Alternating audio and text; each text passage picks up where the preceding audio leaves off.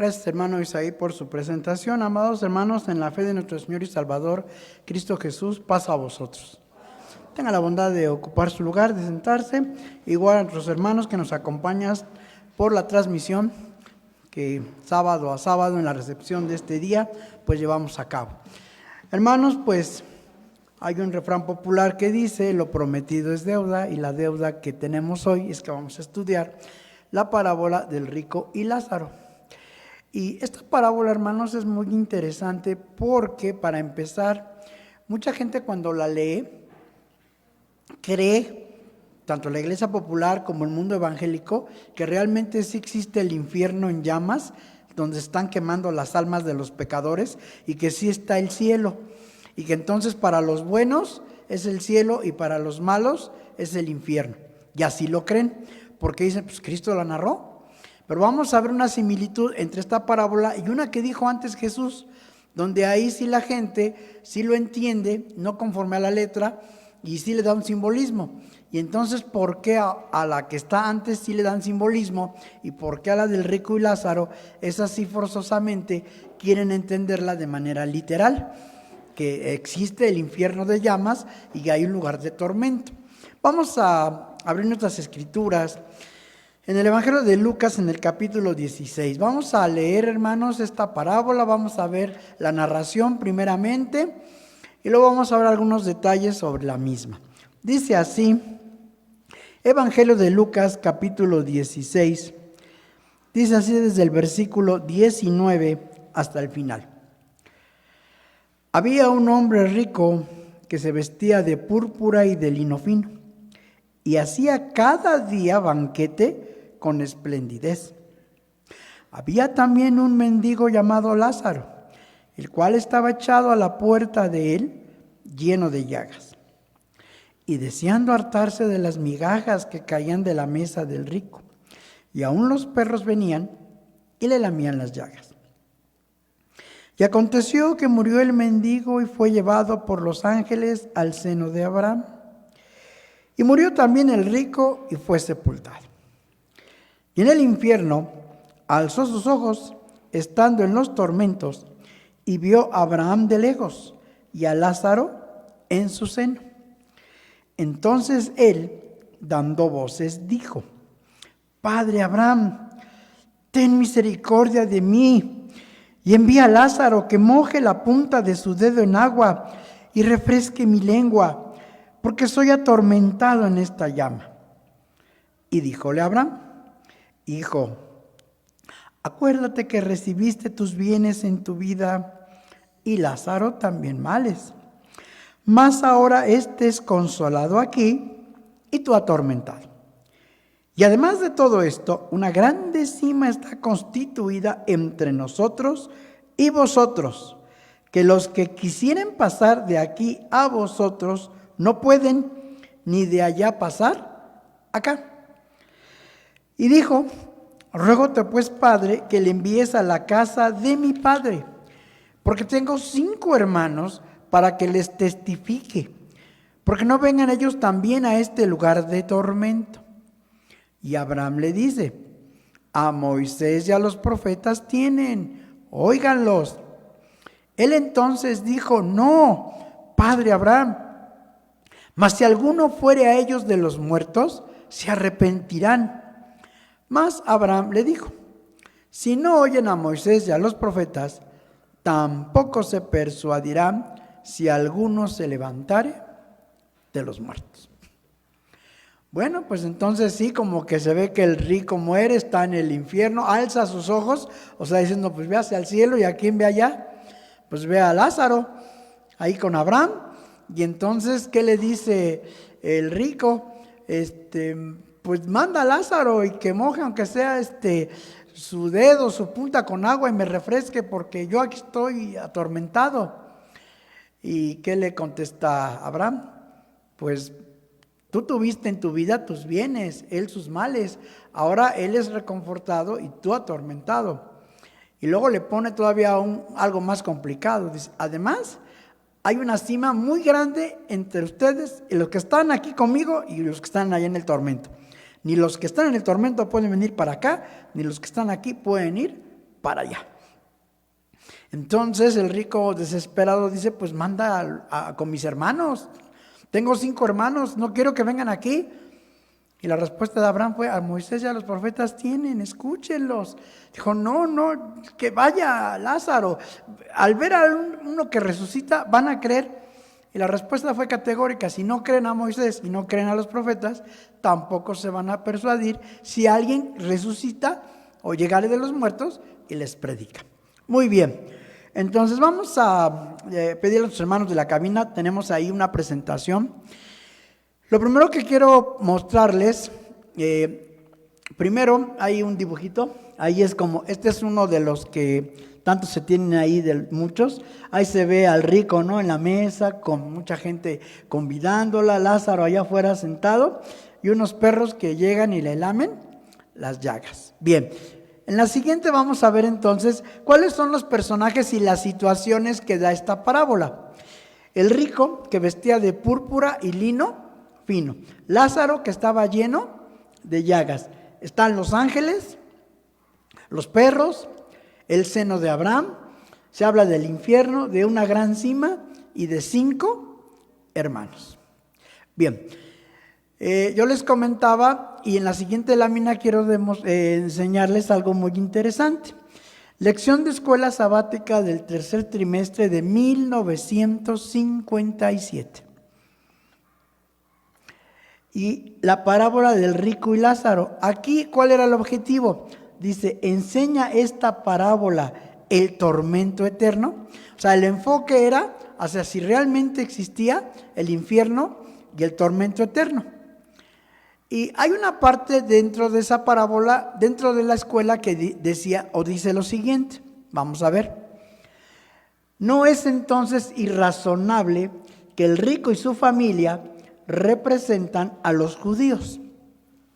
Entendiendo esto así, entonces podemos concluir cuáles eran los bienes que el rico recibió en su vida por ser descendiente de Abraham, mientras que el pobre Lázaro, y ponen entre paréntesis, pueblo gentil, era un mendigo por no tener tales bendiciones.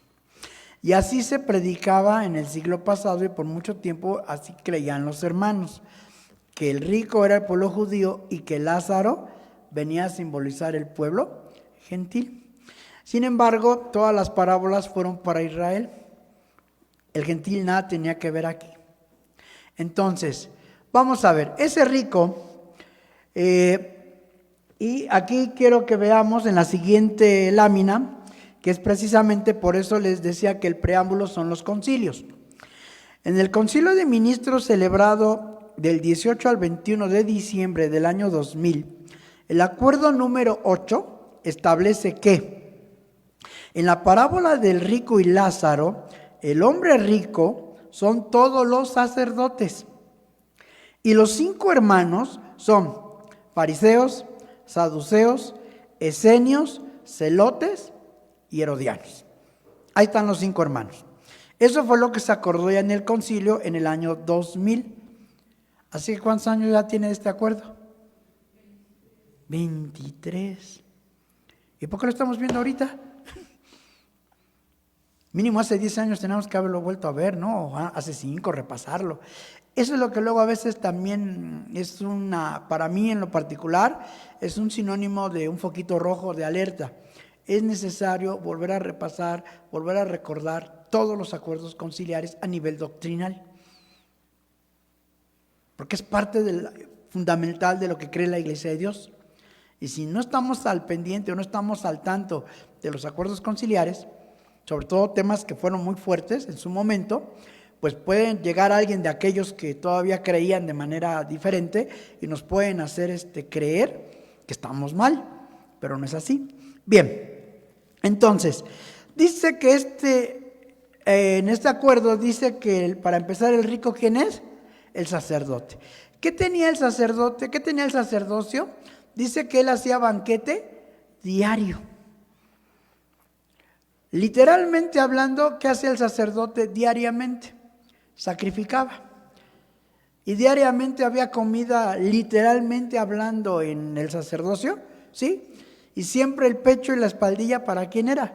para él y su familia. Aunque el pueblo a lo mejor no tuviera, porque también hay que recordar que la misma ley decía que si era pobre aquella persona y no tenía para un cordero o para un animal grande, podía llevar 2 tórtolas o 2 palominos, pero tenía que cumplir con el sacrificio. Entonces, ¿quién tenía siempre comida literalmente hablando? El sacerdocio.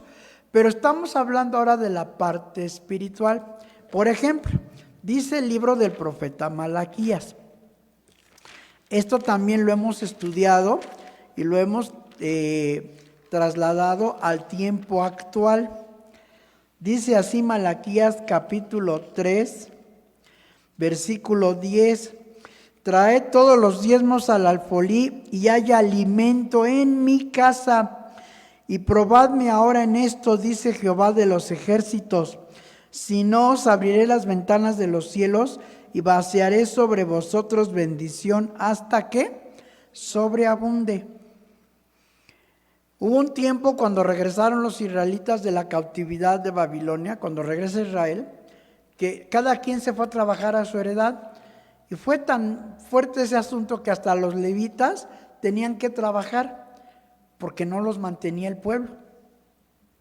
Y entonces, ¿para qué es el diezmo? Para eso, dice Dios, para que haya alimento en mi casa, para que siempre haya quien les dé de comer. Entonces, ese rico tenía siempre hartura de pan. ¿Pero qué quería Lázaro? Aunque sea una migaja. ¿Cómo estaba Lázaro? Lleno de llagas. Isaías capítulo 1. Vamos a ver quién es ese Lázaro. Dice el libro del profeta Isaías capítulo 1. Y dice así desde el versículo 3. ¿De quién viene hablando el profeta? El buey conoce a su dueño y el asno el pesebre de su señor. Israel no conoce, mi pueblo no tiene entendimiento. Oh gente pecadora, pueblo cargado de maldad, generación de malignos, hijos depravados, dejaron a Jehová, provocaron a ira al Santo de Israel, tornáronse atrás. ¿Para qué habéis de ser castigados aún? Todavía os rebelaréis. Toda cabeza está enferma y todo corazón doliente. Desde la planta del pie hasta la cabeza, no hay en él cosa ilesa, sino herida, hinchazón y podrida llaga. No están curadas, ni vendadas, ni suavizadas con aceite. ¿Quién es ese Lázaro? Es el pueblo de Israel, hermanos, lleno de pecado, lleno de maldad. El sacerdote, él estaba feliz, él según conocía y según él estaba bien delante de Dios porque él cumplía la ley. Pero el pueblo estaba totalmente en el abandono. Pero Dios lo mismo lo dice en Isaías. Están cargados de maldad, llenos de toda obra perversa. No hay cosa ilesa. Están llenos de llagas. Ahí, hermanos, entonces ese hombre, esa llaga es precisamente ese pecado. Porque dice, ni está curada, ni está vendada, ni siquiera suavizada con aceite. Y el aceite, según lo que dice el profeta Zacarías, que lo hemos estudiado, es un sinónimo del Espíritu Santo, dice el libro de Zacarías. O sea, el pueblo de Israel estaba tan complicada su situación que ni siquiera tenían ya esa posibilidad de tener a ese Espíritu Santo para que los guiara y los ayudara. Dice así el libro del profeta Zacarías, en el capítulo 4, dice así, el versículo 11 en adelante, hablé más y díjele, ¿qué significan estas 2 olivas a la derecha del candelero y a su izquierda? Hablé aún de nuevo y díjele, ¿qué significan las 2 ramas de olivas que por medio de 2 tubos de oro vierten de sí aceite como oro? Y respondióme diciendo, ¿no sabes qué es esto? Y dije, Señor mío, no. Y él dijo, estos 2 hijos de aceite son los que están delante del Señor de toda la tierra. Esos 2 hijos de aceite en Apocalipsis le llama los 2 testigos. Y es la palabra de Dios que fue inspirada ¿por quién? Por el Espíritu Santo. Entonces, ese pueblo ya no tenía ni el Espíritu Santo. Estaba totalmente abandonado. No había quien viera por él. Pero además, ¿qué dice el texto? Dice que llegaban ¿quién? Los perros y le lamían las llagas. Sí nos ha lamido un perrito, ¿no? ¿Cómo se siente cuando nos lame el perrito? Está blandito, ¿no? Así, ay, qué chistoso se siente, suavecita su lengua. Dicen que la del gato es un poquito más rasposa. No sé si sea cierto. Pero, por ejemplo, la lengua del tigre o del león, sí es una lengua como si fuera una lima. Y es áspera, fuerte, para rasgar la piel de la presa que él agarra. Bueno, y dicen que también la lengua de vaca, cuando pasa el lengüetazo, sí también es algo áspera. Todos los perritos llegaban y ¿qué hacían? Le lamían las llagas a Lázaro. O sea, le daban, digamos, un lengüetazo de perro. ¿Quiénes son esos perros? Isaías. Vamos a ver. Libro del profeta Isaías. En el capítulo 56. Dice así el libro del profeta Isaías. Capítulo 56. Desde el versículo 8 para entender de quién viene hablando. Dice el Señor Jehová, el que junta a los echados de Israel, aún juntaré sobre él sus congregados. Todas las bestias del campo, todas las bestias del monte venid a devorar. Y luego, ¿qué dice de Israel? Sus atalayas ciegos son, todos ellos ignorantes, todos ellos perros mudos, no pueden ladrar, soñolientos, echados aman el dormir. Y esos perros ansiosos no conocen hartura. Y luego dice, y los mismos pastores no supieron entender. Todos ellos miran a sus caminos, cada uno a su provecho, cada uno por su cabo. ¿Qué hacían los pastores? Según el texto de Isaías, ¿veían por quién? Por ellos mismos. No les importaba el pueblo.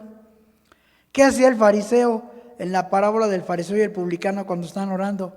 ¿Qué dice el fariseo? Te doy gracias porque no soy como los demás. Yo sí ayuno, yo sí doy mi diezmo, yo cumplo. No soy ni como este publicano que está aquí, míralo. Hasta me va a contagiar casi, ¿no? Me va a contaminar tanto pecado. Cada quien veía su provecho. Pero en este caso, ahí esos perros, ¿qué es lo que hacían? Eran esos malos pastores. ¿Qué hacían los malos pastores en la época después de que regresan de Babilonia? Cuando ya Malaquías se escribe, ¿qué hacían? Llevaban el animal como cojo, ciego, enfermo. ¿Y qué hacían los sacerdotes? Lo recibían. Tú no te preocupes. Tú se va a morir, pues es para Dios y Dios sabe, y Dios es amor y pues sabe tus necesidades. Tú hazlo. ¿Qué es lo que pasaba con el pueblo? Ya empezaba a hacer las cosas mal y por costumbre perdida. Pero ¿qué sucede a la larga? Según la narración, van a morir los dos. Tanto muere el rico como muere Lázaro. ¿Y quién se lleva a Lázaro al seno de Abraham? Los ángeles. Dice el Salmo 103, si no me equivoco. Vamos a ver. Dice así el versículo 20 y 21. Salmo 103, 20 y 21. Bendecid a Jehová vosotros sus ángeles, poderosos en fortaleza para que ejecutáis su palabra, obedeciendo a la voz de su precepto. Bendecid a Jehová vosotros todos sus ejércitos, ministros suyos que hacéis su voluntad. Al pueblo es llevado al seno de Abraham, pero ¿quién lo hace? Los ángeles. Ya estudiamos qué significa la palabra evangelio. Dijimos que viene de eu, que es buen, y angelus, que es noticia o mensaje. Los ángeles son mensajeros. ¿Quiénes son esos mensajeros? Y como estamos hablando del rico y Lázaro, tienen que ser forzosamente los primeros predicadores, que en este caso están los 12 apóstoles. Luego toma Jesús a 70, de 2 en 2, y los manda a predicar. Y ellos son los que empiezan a llamar y a juntar al pueblo y a decirles: arrepentíos porque el reino de los cielos se ha acercado. Y son traídos ¿a dónde? Al seno de Abraham, que es la iglesia. ¿Por qué? Porque dice Gálatas 3:29: y si vosotros sois de Cristo, ciertamente de la simiente de Abraham sois, conforme a la promesa, los herederos. Y Dios ya le había dicho a Abraham en Génesis 12 que en él iban a ser benditas todas las naciones de la tierra. Entonces, el seno de Abraham es el sinónimo de la iglesia. Todo aquel que está lleno de maldad o de pecado tiene que morir a ese pecado. Por eso dice el texto en Romanos 6 que a la figura del bautismo, cuando nos bautizamos, es la muerte y resurrección de Jesús. Es un simbolismo. Muere el viejo hombre y es llevado ¿a dónde? A un lugar que es la iglesia, el seno de Abraham. Y ahí somos reconfortados. Ahí era reconfortado el pueblo de Israel. Pero ¿qué pasó con Lázaro? Dice que Lázaro estaba atormentado. Primero dice Romanos. Vamos a ver cómo el apóstol Pablo sí reconoce que el pueblo de Israel, ahora sí, el pueblo que no creyó, el pueblo que se sintió siempre con todos los derechos para estar delante de Dios, empezaron a sufrir. Y dice así Romanos 11, primeramente. Y es más, el apóstol Pablo inicia este capítulo con esta pregunta. Digo pues, ¿ha desechado Dios a su pueblo? En ninguna manera, porque también yo soy israelita, de la simiente de Abraham, de la tribu de Benjamín. Ya, para empezar, Pablo dice: ¿ha desechado Dios a su pueblo? ¿Al pueblo de él? No, porque yo también soy de Israel y soy de Benjamín. Pero ¿qué pasó? Dice el versículo 7. ¿Qué pues? Lo que buscaba Israel, aquello no ha alcanzado, mas la elección lo ha alcanzado, y los demás fueron endurecidos. Como está escrito: Dios les dio espíritu de remordimiento, ojos con que no vean y oídos con que no oigan, hasta el día de hoy. Y David dice: séales vuelta su mesa en lazo y en red y en tropezadero y en paga. Sus ojos sean obscurecidos para que no vean, y agóbiales siempre ¿qué? El espinazo. ¿Qué cosa es el espinazo? Pues la espalda. Pero decimos nosotros, pues el espinazo, pues eso, los animales, ¿no? Los hombres tenemos columna vertebral, espalda. Pero en el Antiguo Testamento, bueno, en el español antiguo, se utilizaban estas palabras y eran bien vistas. Entonces dice que para ellos era un tormento el ver que ellos habían sido desechados y ahora otros eran los que recibían la bendición. Tan es así que dice Hechos capítulo 13. Vamos a ver hasta dónde llegó precisamente ese tormento para el pueblo judío que no creyó, para esos sacerdotes que también pues vieron cómo aquello que ellos tenían en un principio como algo para ellos exclusivo, se perdió. Y dice Hechos capítulo 13.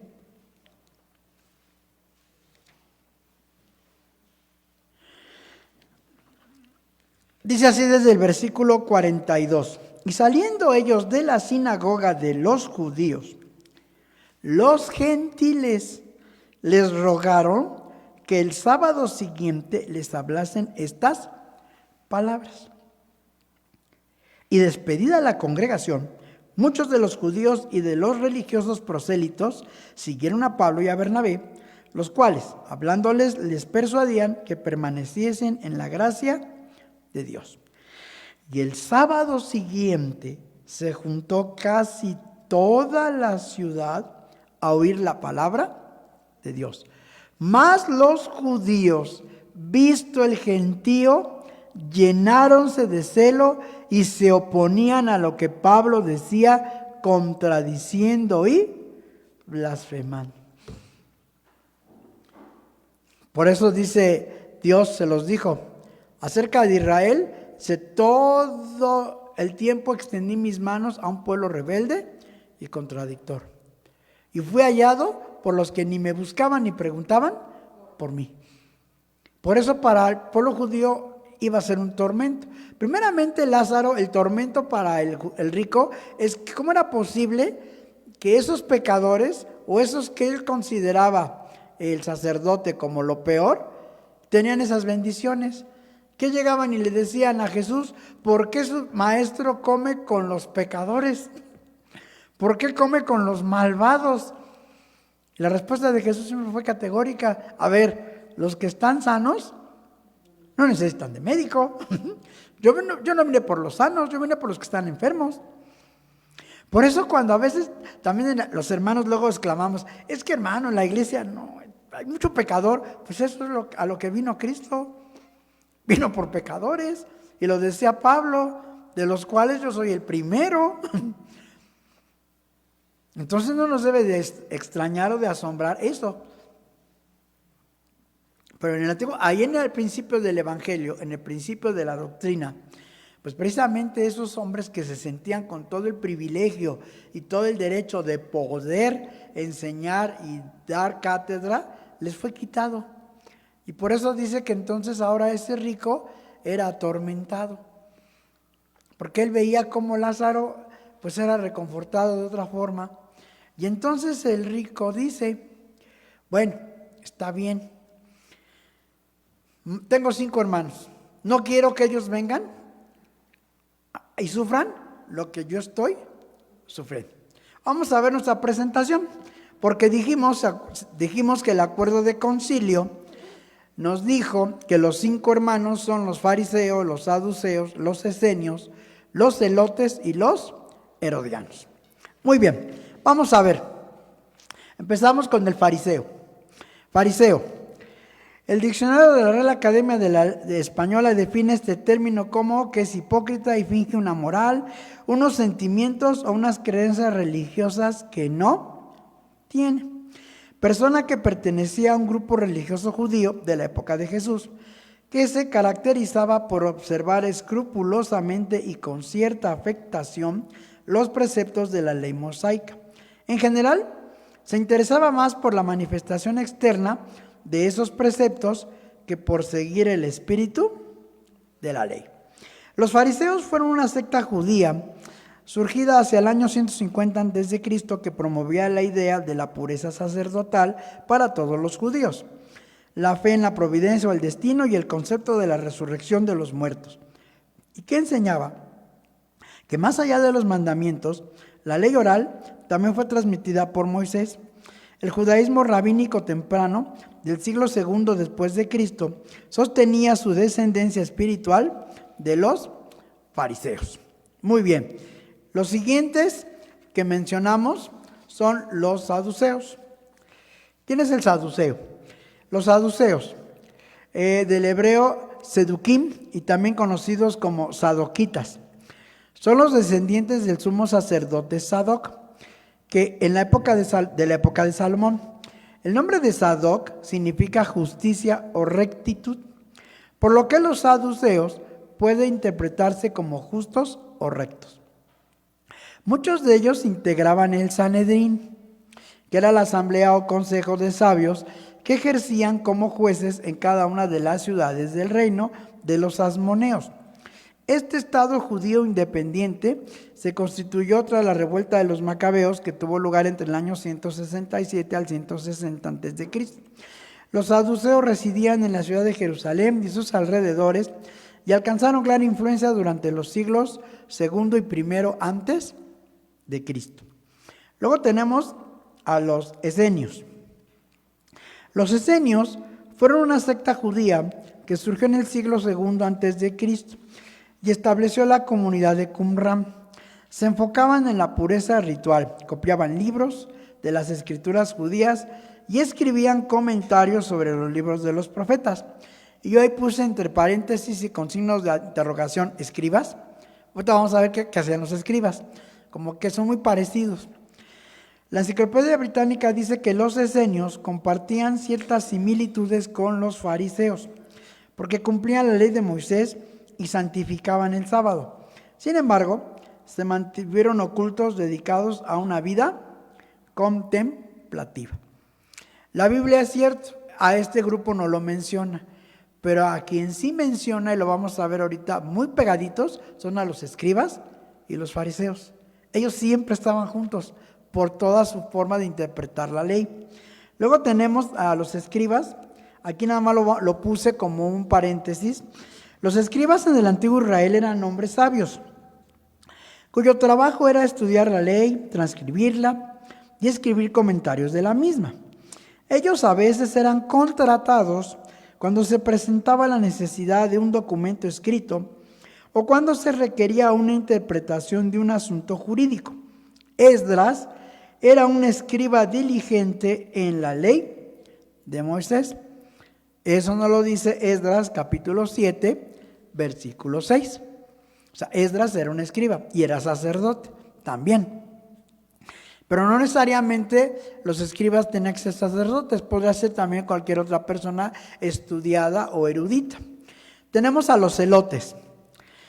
Los celotes, el celote era un individuo perteneciente a un grupo o a una secta religiosa del pueblo judío, fundada por Judas el Galileo en el siglo I. Este grupo estaba caracterizado por el marcado celo a Jehová o Yahvé, la rigidez, radicalidad y vehemencia de su integrismo religioso era muy marcada, sobre todo al pretender incluso mediante la violencia que el pueblo judío retornase a la pura ley mosaica para cumplir la voluntad de Dios y también obtener una completa independencia nacional de los romanos. Y por último tenemos a los herodianos. ¿Quiénes son los herodianos? Era un partido político adicto a los Herodes, como los príncipes herodianos dependían de Roma.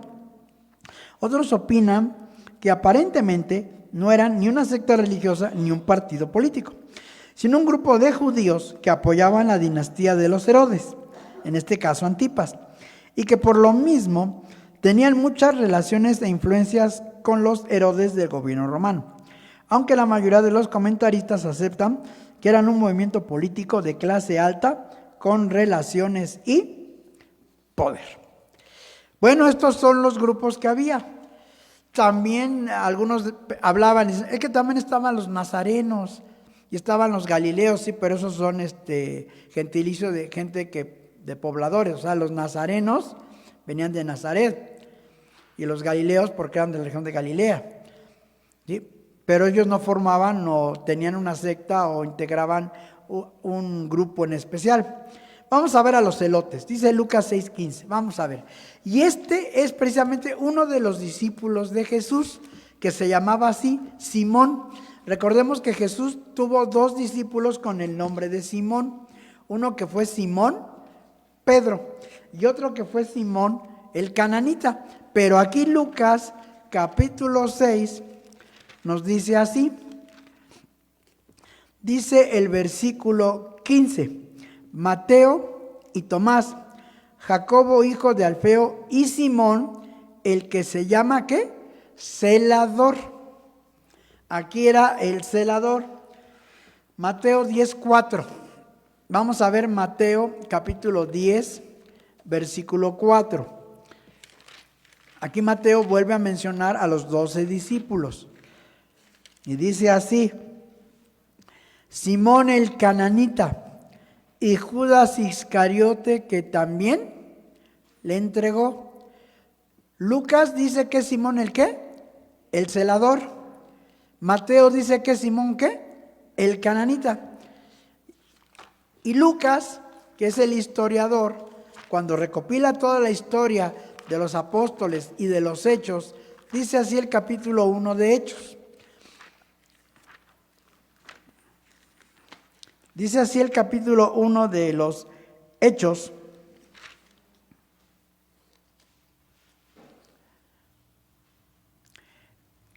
Y dice así el versículo 13, Hechos 1:13. Y entrados, subieron al aposento alto, donde moraban Pedro y Jacobo y Juan y Andrés, Felipe y Tomás, Bartolomé y Mateo, Jacobo hijo de Alfeo y Simón ¿qué? Celotes y Judas, hermano de Jacobo. Entonces, la Biblia sí menciona como sinónimo celador, celote, es Simón. Aquí está uno de ellos. Entonces, ¿cómo sería el carácter de Simón, hermanos? Pues por lo que leímos, ¿cómo eran los celotes? Muy rígidos con la ley también como los fariseos, pero ellos querían aparte la independencia de Israel. O sea, ellos querían que Judea fuera 100% provincia de Israel, no de Roma. Entonces, ese grupo político, porque era muy político y religioso, más político, el de los celotes, su objetivo era lograr la independencia de la esclavitud o del dominio romano. Bien, entonces ahí tenemos al primer grupo. Luego vamos a ver al escriba y el fariseo. Yo les decía que Jesús mucho los pone como pareja. Mateo 23. Es Mateo 23 el que varias veces nos menciona al escriba y al fariseo. Dice así,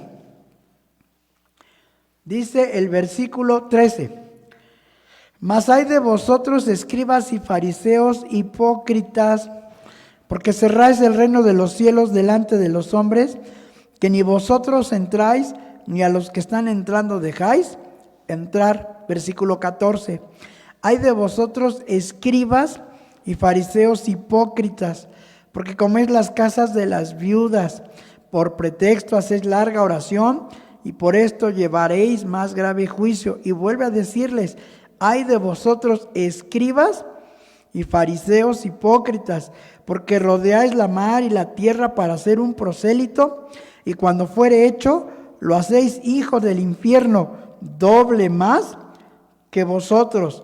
Versículo 23. Ay de vosotros, escribas y fariseos, hipócritas, porque diezmáis la menta y el eneldo y el comino, y dejáis lo que es lo más grave de la ley, es a saber, el juicio y la misericordia y la fe. Esto era menester hacer y no dejar lo otro. O sea, ¿hasta dónde llegaron los fariseos al cumplimiento de la ley? O sea, de una manera bien estricta. Pero dice, pero olvidaron la otra parte, la misericordia, el juicio, la esencia de la ley, ¿para qué era también? Y entonces aquí es cierto, les digo, la Biblia no menciona a los esenios, pero sí menciona muchas veces a los escribas. Los esenios, ¿qué es lo que hacían? Hacían casi lo mismo que los escribas. De alguna manera transcribían los escritos, y precisamente los escribas se sentían con toda la autoridad de poder cuestionar y hablar y decir, porque transcribían tal cual la ley. Es como si yo me dedicara a transcribir el Quijote de la Mancha 20,000 veces, y ya por eso me sienta un erudito en el Quijote de la Mancha, y me sienta con toda la autoridad porque lo he transcrito 1000 veces. Pero eso no es así. Pero los escribas se daban ese, vamos a decir, ese don, según ellos. Y los fariseos, esa secta, pues lo que hacía era igual, se iban a lo estricto de la ley, pero habían olvidado la parte que es la misericordia. Los saduceos, ¿dónde aparecen los saduceos? Dice Hechos de los Apóstoles, cuando Pablo es llevado precisamente ante el concilio, ante todos, porque va a ser juzgado. Recordemos que dijimos que los saduceos formaban parte de lo que se conoce como el Sanedrín. O sea, los 70 estaban ahí. Entonces dice así el capítulo 23 de Hechos.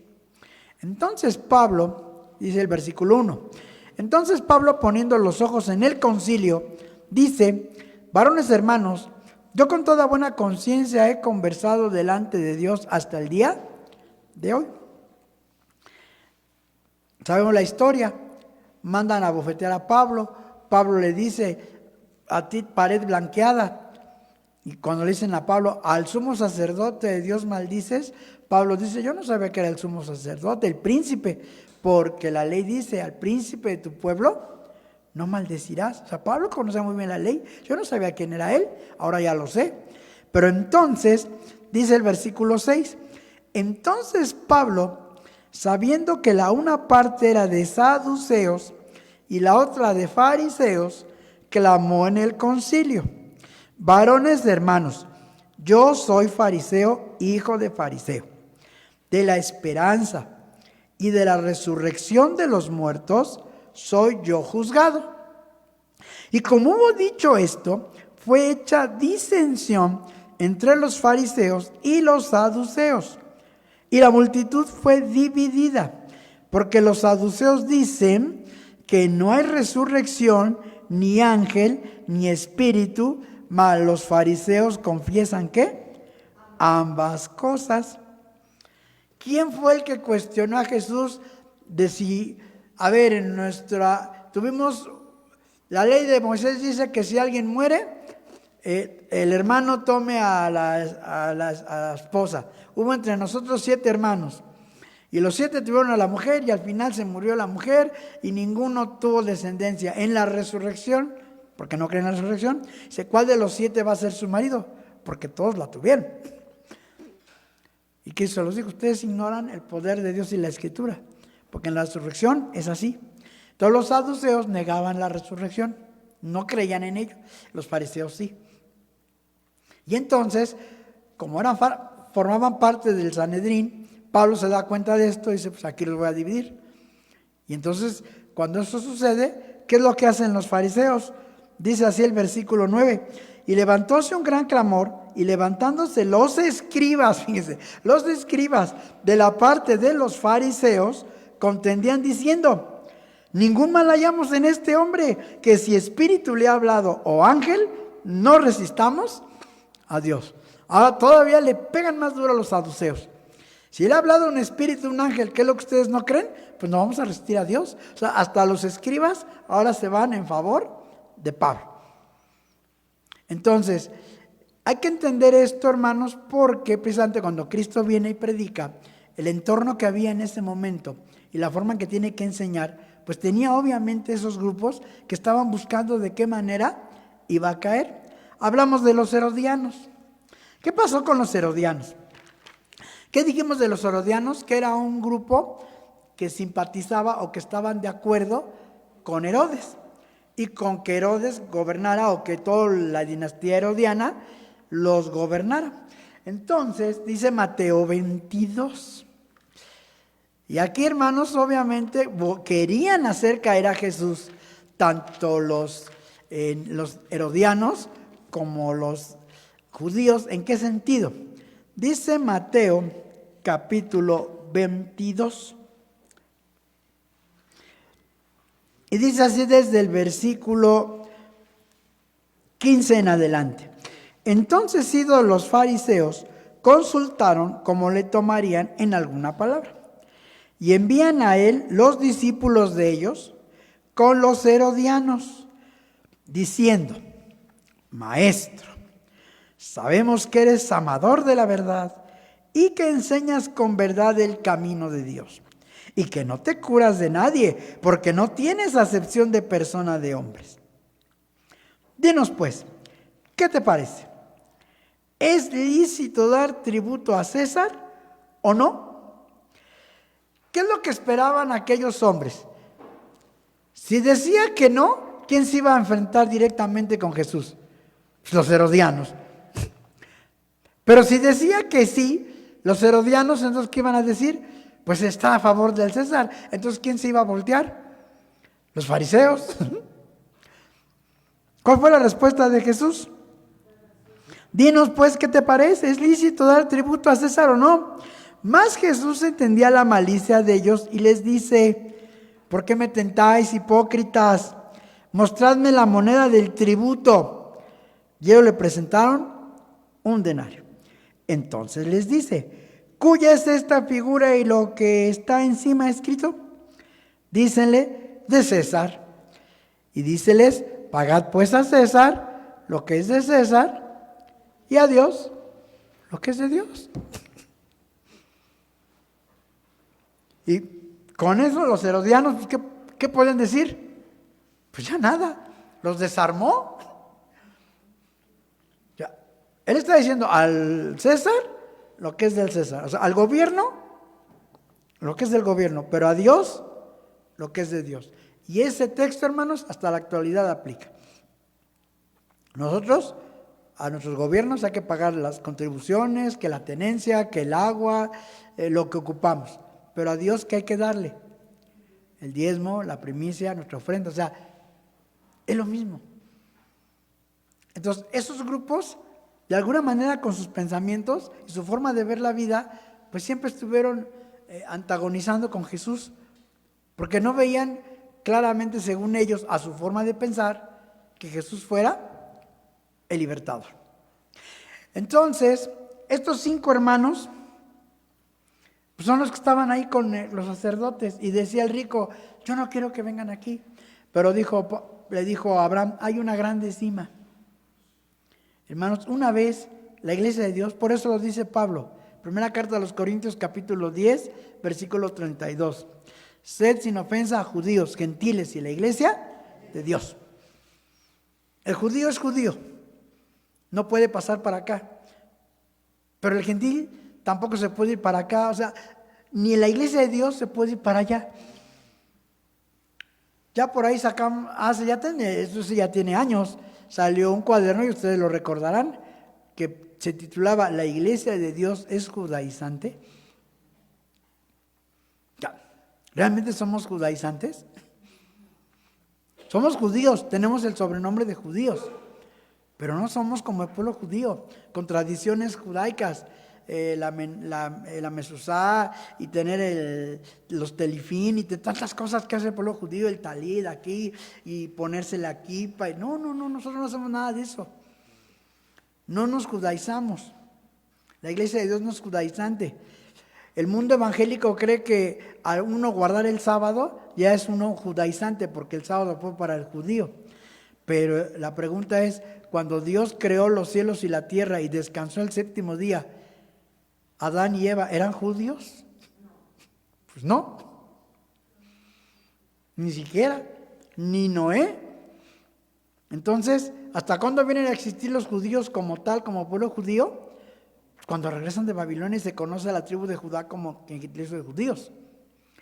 Por eso Jesús en Marcos 2 fue muy categórico hablando del sábado. El sábado fue hecho por causa del hombre, y no el hombre por causa del sábado. Entonces, mucha gente confunde los términos judaizar con lo que la Biblia enseña y lo que es el judío.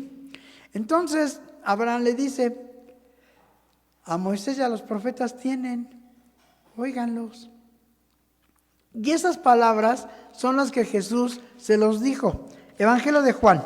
Vamos a ver el Evangelio de Juan.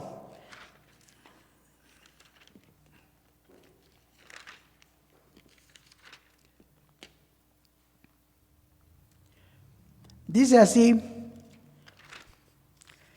el capítulo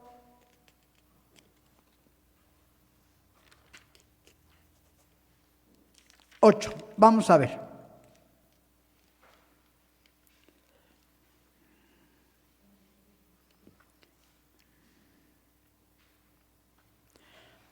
Y les dice así cuando están discutiendo precisamente sobre el Antiguo Testamento.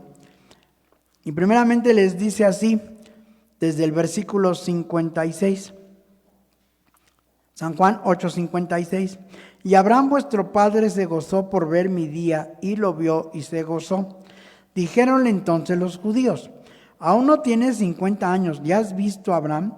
Díjoles Jesús: de cierto os digo, antes que Abraham fuese, soy yo. Dice ahora el Evangelio de San Juan, capítulo 5. Dice así, desde el versículo 43. Yo he venido en nombre de mi Padre, y no me recibís. Si otro viniere en su propio nombre, aquel recibiréis. ¿Cómo podéis vosotros creer, pues tomáis la gloria los unos de los otros, y no buscáis la gloria que de solo Dios viene? No penséis que yo os tengo de acusar delante del Padre. ¿Hay quien os acusa? Moisés, en quien vosotros esperáis. Porque si vosotros creyeseis a Moisés, creerías a mí, porque de mí escribió él. Y si a sus escritos no creéis, ¿cómo creeréis a mis palabras? Por eso le dice Abraham, a Moisés y a los profetas tienen, ya están ahí, óiganlos. Que fue lo que Jesús le dice aquí en San Juan. Moisés escribió de mí. Escribió Moisés de Cristo muchos pasajes, porque Dios le reveló todo desde el Génesis. No será removido el cetro de Judá, ni será quitado hasta que venga Shilo, y a él se congregarán los pueblos. Luego Moisés mismo les dijo, profeta de en medio de tus hermanos, te levantará Dios, y como a mí, a él lo vas a oír. Ya, Moisés de varias formas habló de Dios, de Cristo. Y por eso Cristo les dice, pues si no creen a Moisés, no me van a creer a mí. Y por eso Abraham en esa analogía dice, pues si no creen a Moisés, tampoco van a creer si alguno de los que han resucitado de los muertos va y les hable. ¿Quiénes son aquellos que han resucitado de los muertos? Pues ese pueblo que estaba lleno de pecado, que creyó en Cristo, resucitó, y obviamente no creían en ellos. Se burlaban, se encelaban, decían, ¿cómo es posible que los fariseos decían, pues, ¿cómo es posible que coma con los pecadores, con los publicanos? Y Cristo se los dijo, pues las rameras y los publicanos van delante de vosotros al reino de Dios, porque vino Juan y ustedes no le creyeron, y las rameras y los publicanos sí le creyeron. Entonces, ese pueblo de Israel sí estaba lleno de mucho pecado, es cierto, estaba lleno de mucha llaga. Y lo único que hacían los perritos, ¿qué era? Lamían. Los sacerdotes los apapachán, sí, no te preocupes, todo está bien. Ya en el Nuevo Testamento, hermanos, hablando de esos perros, y por eso a veces, sí es difícil, hermanos, sí es difícil, y es dura la palabra de nuestro Dios. Dice la carta del apóstol Pablo a los Filipenses, y dice así el capítulo 3. Y sí, hermanos, pues nos pone una advertencia aquí Pablo para la actualidad, y dice así, Filipenses 3:2, guardaos, ¿de quién? De los perros. ¿Guardaos de quién? De los malos obreros. Guardaos del cortamiento. Hermanos, puede llegar a existir malos obreros en la iglesia de Dios. El texto dice que sí. Y el problema es que a veces muchos obreros nos muerde Satanás. Nos inyecta la soberbia y pensamos que somos lo máximo, que somos grandes, que sin nosotros la iglesia nomás no funcionaría, y es todo lo contrario. Y ya ha habido malos obreros, y a lo largo de la historia los han existido. Y precisamente por no haber ganado a algunos hermanos en los concilios sus posturas, se fueron de la iglesia. Y se salieron de la iglesia. Y lo más grave, no se fueron solitos, se llevaron hermanos. Porque esos hermanos en un momento dado se quedaron así como así como cuando los deslumbra un flash así fuerte, así quedaron. No, es que el hermano está bien, es un iluminado, ese hermano sabe, ese hermano es una eminencia, ¿cómo es posible que esté mal? Y lo primero que muchos dicen, la Biblia dice que nosotros vamos a seguir a Dios y no a los hombres, y los concilios son acuerdos de hombres. Y ya con eso, sí es cierto, son acuerdos de hombres. Un hermano muy ingenuo dijo, pues yo nada más quisiera saber cuándo los ángeles vinieron a hacer un concilio. Pues no, el primer concilio, el de Jerusalén, ¿quién lo hizo? hombres. Y dicen los hermanos, bueno, pero es que no nos vamos a comparar con esos santos varones, con aquellos grandes apóstoles. Nosotros si creemos que hay Espíritu de Dios y que somos guiados por el Espíritu de Dios en un concilio, así lo entendemos. Pero precisamente, por eso les decía, la Escritura dice que tenemos que cuidarnos de los malos obreros. Y nosotros como predicadores lo que tenemos que hacer es mucho pedirle a nuestro Dios no caer en soberbia, no caer en vanagloria. Yo sé que, y a veces yo hasta escuchaba comentarios luego de hermanos que decían, no hermano, es que mire, para mí, uno de mis favoritos es el ministro tal. No, es que cómo predica, cómo enseña. No. Yo cuando sé que va a predicar, yo hasta me pongo atento. No sigamos al hombre. No sigamos a la persona. Sigamos la palabra de Dios. Todos los obreros, todos los que estamos aquí al frente, somos un instrumento del Señor. Si lo hacemos bien, si nos equivocamos o lo hacemos mal, nosotros también vamos a dar cuenta a nuestro Dios. Y nos va a preguntar, ¿qué hiciste con esas ovejas que puse en tus manos? Porque sí podemos ver malos obreros. Ya se fueron, la Biblia lo dice, el que es de Dios, las palabras de Dios, oye. Y el que se fue es porque quiso irse. Estaban con nosotros, pero no eran de nosotros. Pero Pablo dice, tienes que ser sufrido, tienes que hablarle a ver si se zafa del lazo del diablo al que está cautivo, rescátalo, háblale. Ese es el gran reto que tenemos. A Lázaro le daban sus lengüetaditas, todo está bien. Y yo puedo ser un mal obrero si veo que la iglesia está haciendo cosas incorrectas e indebidas y yo le digo a la iglesia, todo está bien, no se preocupen, vamos bien. ¿Vamos bien? Pues no, hay focos rojos. Hay alarmas y les tengo que hablar y les tengo que decir, hermano, esto no está bien. Yo no puedo ser como ese perrito que llegaba con Lázaro y pues así, por encimita y no pasa nada, hermano. No.